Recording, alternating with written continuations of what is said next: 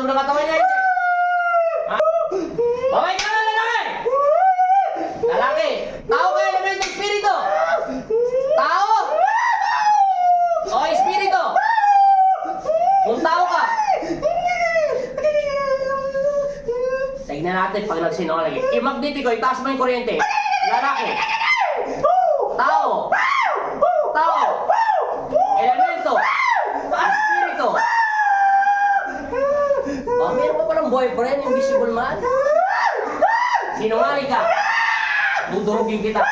Saan ka nakatira sa loob ng bahay nila? Sa labas ng bahay nila? Saan ka nakatira?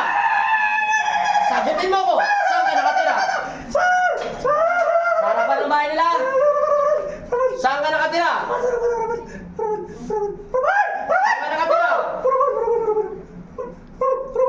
Tapusin siya magnetiko. Sa pamamagitan ng pagsambit ko sa inyong pangalan, Panginoong Kristo, Jesus Nazareno, tinatanggal ako ng kapangyarihan ng masamang espiritu na umaanlili sa katawan ng pag-aari ni Kristo.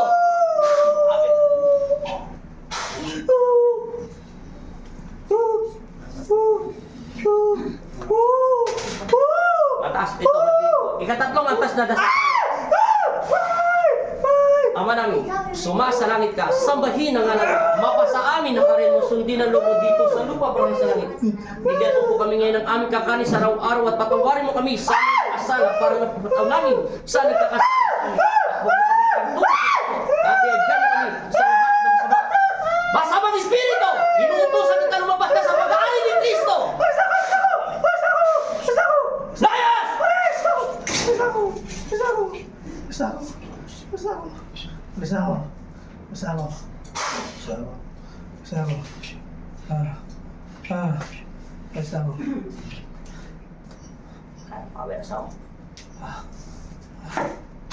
Gising, balik!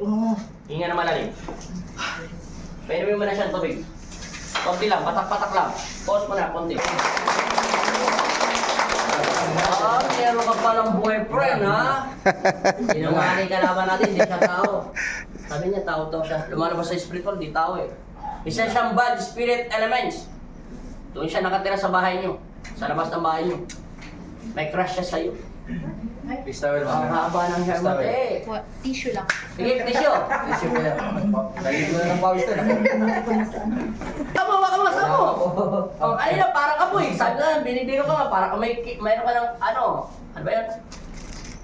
Ano ba yung laging sakit natin? Saan yun?